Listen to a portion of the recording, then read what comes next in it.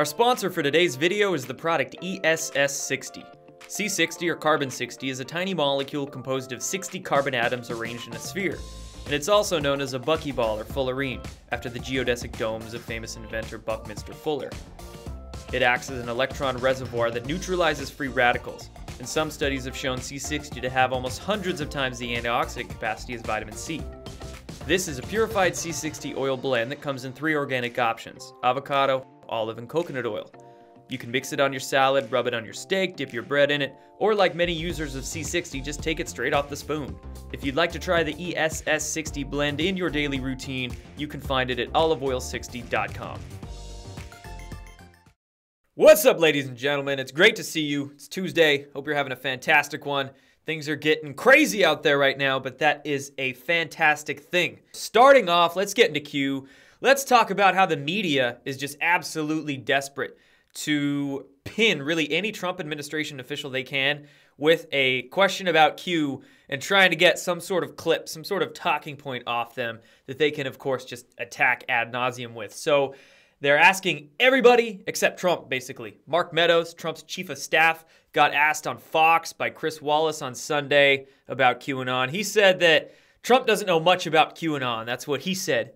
And there was, quote, more pressing issues to focus on. He even called out the media for focusing on QAnon so much. He said, we don't even talk about this in the White House as much as you guys are talking about on it, on the media, is essentially what he said. And it's funny, all these people are just having to basically plead the fifth. That's what they're doing right now. And I mean, truly, if you think about it, Trump would not bring up Q at all to anybody that's not in a need to know having to do with QAnon. So no, Mark Meadows isn't going to know about it. Even Vice President Pence a few days ago, I think last Friday, said that he doesn't know anything about it. You know, whether these guys are just taking the, playing dumb for the cameras, or maybe they don't know anything about it. That could be true too, right?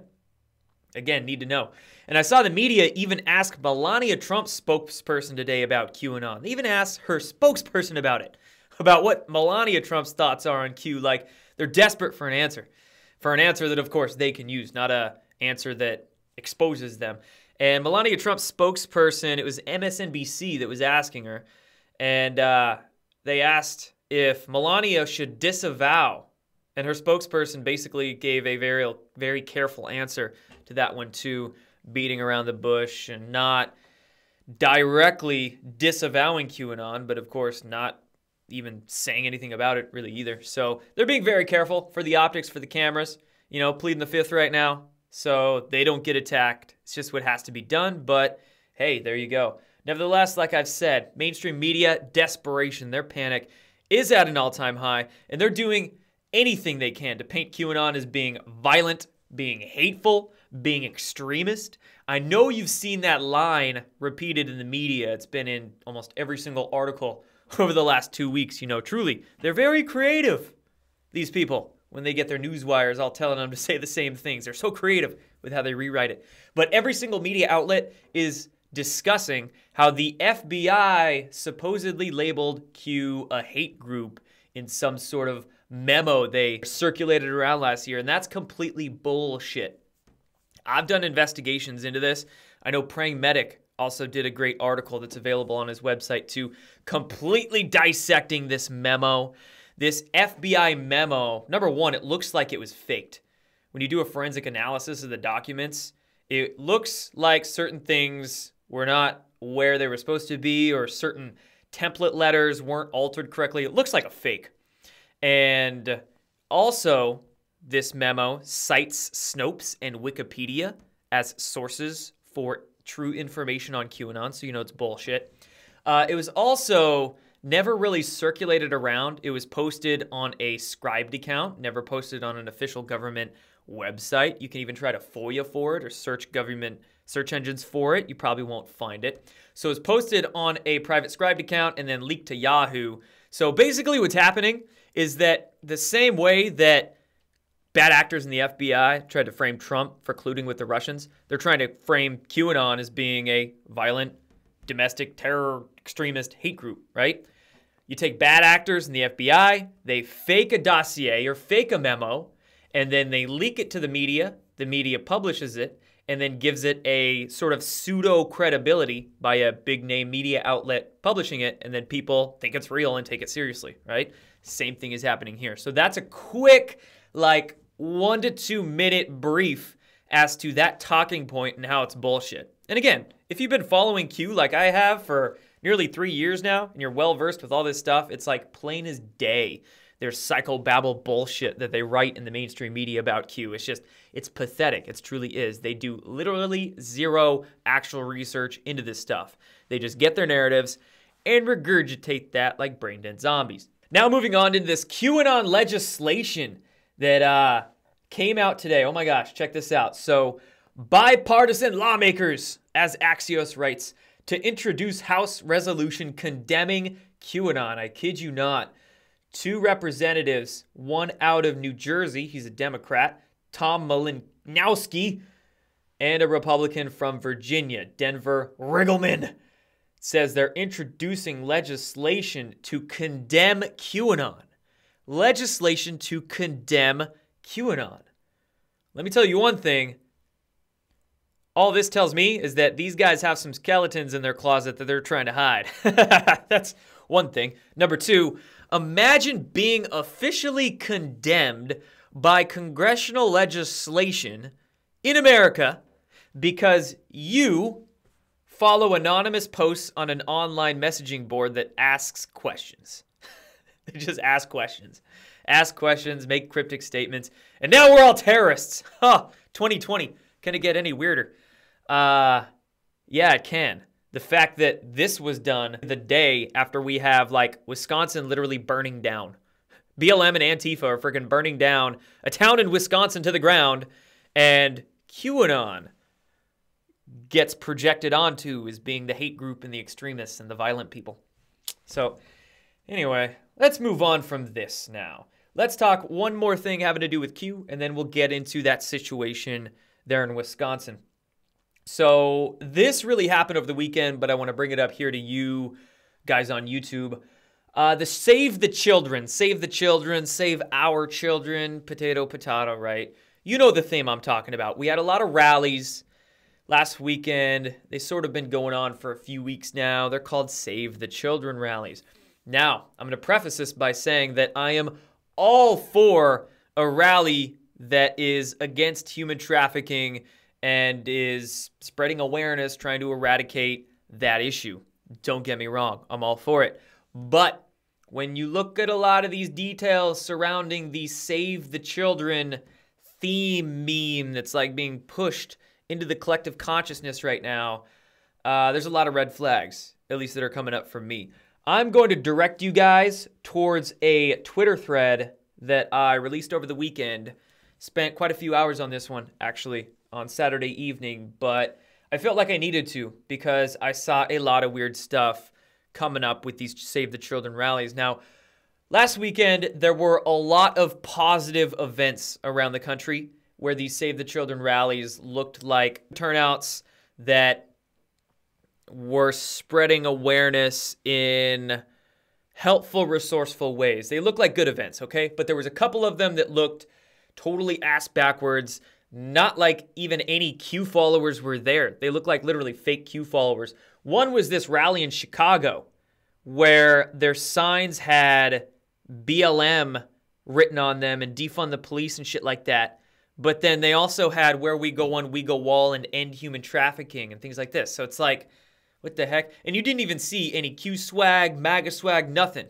It was like Antifa people literally just started writing a couple Q slogans on their signs to try to like muddy the waters and confuse people, right? Not just that, but I also noticed a lot of bots pushing the same sort of messaging, pushing this Save the Children stuff. Like, why are bots doing that? Bot accounts. They were clearly not human accounts too. And then last thing was the incident in Portland. So in Portland was probably the worst event of this Save the Children rally. And I don't even think there was any Save the Children proponents there. Definitely not QAnon proponents. There were some people that had shields that had Q and where we go on, we go all on them. But I bet these mofos never even read a Q drop in their life. They probably don't even know how to log onto the boards. Like, and honestly, their shields that they were using at this, like, Save the Children. I think some of them were Proud Boys too, which, yeah, they're shields. The shields of these supposed Q followers that were going at the Antifa people looked exactly like the Antifa shields. It was like Antifa against Antifa. One of them just dressed up as Q folks. Like, when we talk about LARPing, live action role play, I mean that in a literal sense when I talk about these Portland protests and these supposed Q followers. It literally looked like they came off the Renaissance field from beating each other with, like, swords during their medieval LARP fair, and then just went into the streets of Portland to try to hang out with their Antifa friends, just in different costumes. I don't know. It was a mess. But you got to be careful with this Save the Children theme that's going on, because the mainstream media, in my eyes, is absolutely co-opting this, and they're trying to, like, mash this QAnon stuff into it, again, in their, like, psychobabble, crazy wordsmithing they're doing, and then feed that to the mainstream public and really confuse them and think that Q folks are all crazy with this Save the Children stuff. I even think I saw a New York Times article say that Save the Children is getting taken over by QAnon. Like, what? QAnon came out like 3 years ago. These Save the Children rallies have been happening for like a month. So, yeah, just be careful, guys. Now let's move on into these Wisconsin protests. So, awful situation all around. Whichever way you look at it, this situation just looks bad. And what happened is that in a town called Kenosha, Wisconsin, there were a handful of cops. There were like 3 cops that were in an altercation, basically, with a black gentleman. The black gentleman, you can watch the video. There's a lot of videos out there going around. The gentleman tries to, well, he was not doing what he was told by the police officers, and he was pissed off with whatever was happening. And then while he has guns drawn on him, he tries to get into his minivan, and that's when the cops start shooting. And apparently he's alive and paralyzed from the waist down, but again, just awful situation. And I don't think anybody was right here. Honestly, I think everybody was freaking wrong. Because on one hand, if you have guns drawn on you by the police officers, you should probably do what they're asking, all right? It's not that tough. And also, if you have guns drawn on you, you don't reach for anything anywhere, like at all. That should be common freaking sense. Your hands should be where they can see them, whether that's on your head, behind your back, spread out. Doesn't matter. You don't reach into your freaking vehicle. That gives the police officers then the assumption that you're reaching for some sort of weapon, because that happens constantly. When people reach into the glove box, reach into their car, and the cops didn't ask them to get anything, then they're usually reaching for a weapon. There's videos of incidences like this happening all over the internet. So I can see why the cops would think that the guy's probably reaching for a weapon. But at the same time, why do the cops need to have like 3 guns on the dude and be so quick to just go pop, pop, pop, pop, pop? Where's the taser? One of them could have used a taser. They could have probably tried to de-escalate the situation a little more. I mean, it's just wrong all around. Shouldn't have happened to him. The dude could have definitely done better in that situation, handled it better.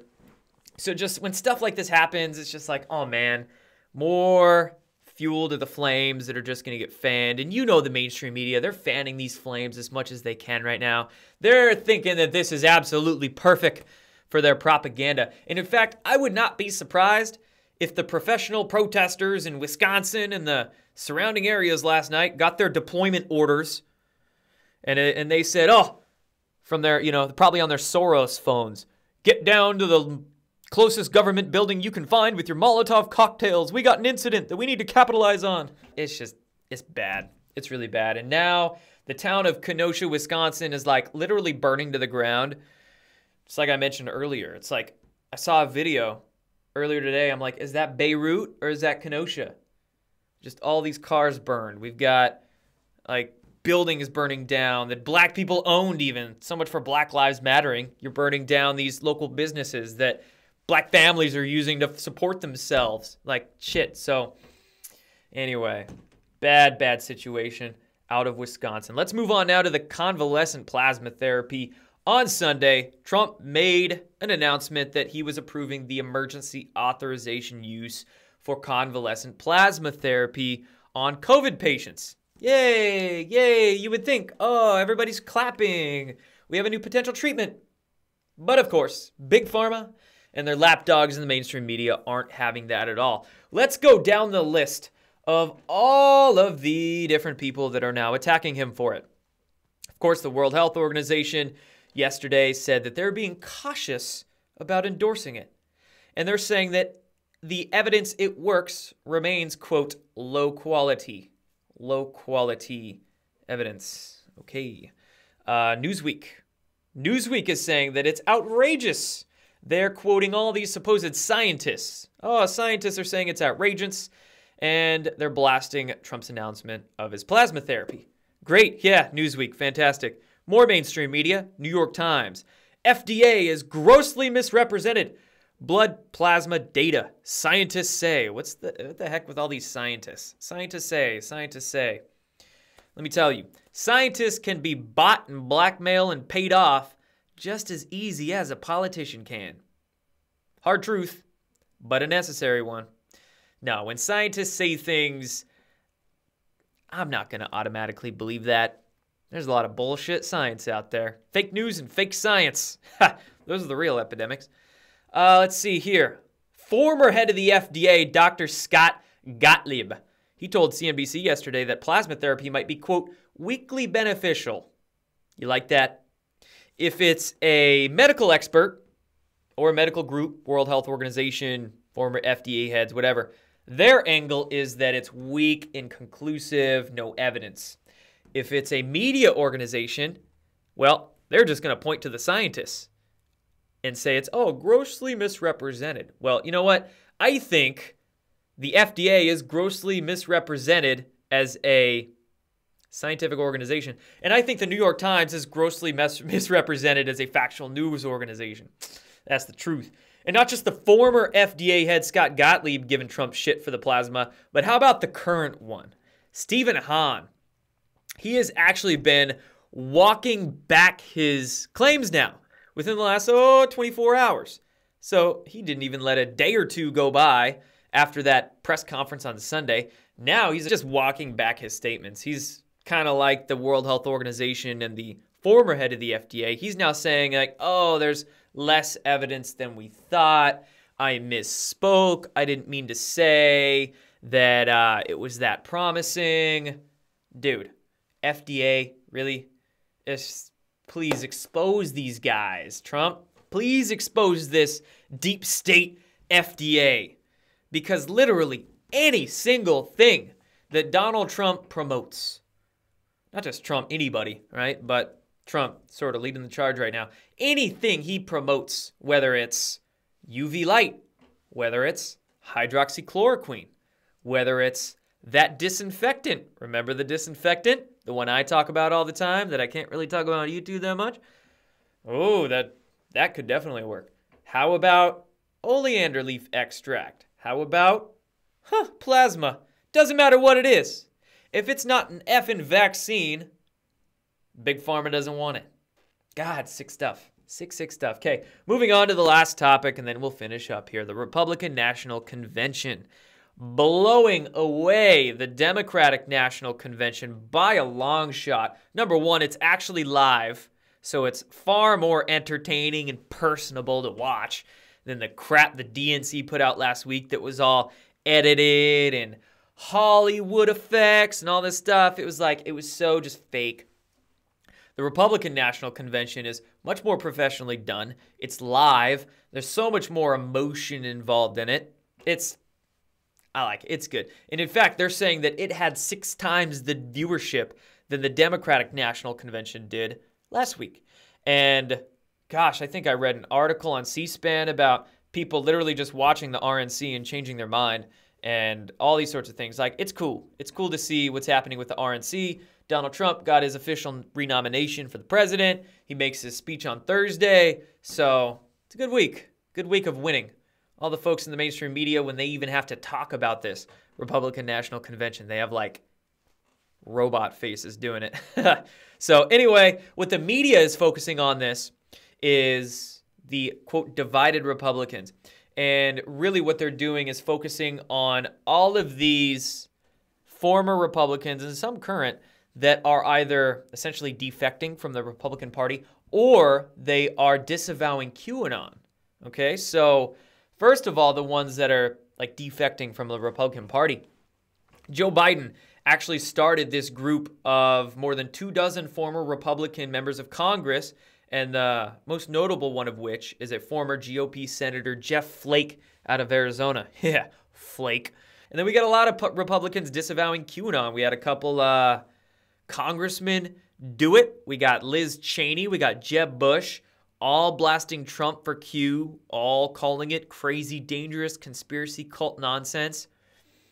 So if I see Liz Cheney, if I see Jeb Bush, if I see people like these Republicans disavowing QAnon, well, then we know we're on the right damn track, don't we? And this goes to show you, right? The times we're in right now, it's not left versus right. It's not Democrat versus Republican. You see, what had to happen is that Donald Trump and that group around him, whatever military intelligence insiders, his devotees in the administration, his core group, right? What they had to do was essentially infiltrate the Republican Party. They had to infiltrate the right wing. They did that back in 2014, 15, 16, okay? They infiltrated the right wing, and now they're using that to beat the shit out of the Democrats. So both parties had to be infiltrated, essentially, and we're still seeing all that play out. Right wing, the Republicans, they got sanitized. That party got cleaned, I guess we could think of it. Not completely. There's still some weirdos in there, but it got cleaned, and now they're using that Republican Party to then beat the crap out of the Democrats and expose the whole gambit, all right? When it comes to Trump, yeah, I would definitely give him my vote here in 2020. I could care less what he calls himself, but the way I see it, he is our last best shot at not freaking having our country and our world crumble into smithereens. So anyway, that's why I support him. And gosh, media, they're desperate. Desperate to attack Q, desperate to attack Trump and these Republicans, making all the fake polls they can. I don't know how many polls I saw over the last day or two, all saying that Biden had, shoot, some of them were even saying like a 12-point lead. BS. All the polls are fake. Hillary Clinton comes out in an interview, tells Joe Biden not to quit, don't give up. Well, does that mean even if Trump wins? None of them are giving up. So, hey guys, it's getting crazy out there. It's nuts. We're all getting censored. We're all getting attacked. We're all getting lied about and shit thrown our way. But the way I see it, that's a fantastic thing. That's a great thing. That means we're all over the target. That means we need to continue with what we're doing. And I'm just going to continue with what I'm doing too. So thank you guys. Remember, subscribe, notify yourself to this channel. I recently started a Discord and a Telegram, so you can check out those channels. I'm also on Parler, Gab, and luckily got my Twitter account back. They actually suspended me over the weekend, but I filed an appeal, and they gave it back to me pretty quick. So still on Twitter, and then check out Patreon too, and then check out Conscious Strength. I redid that website. It's looking a lot better. Take care, guys. Go check those things out. I'll see you soon. Done for this one.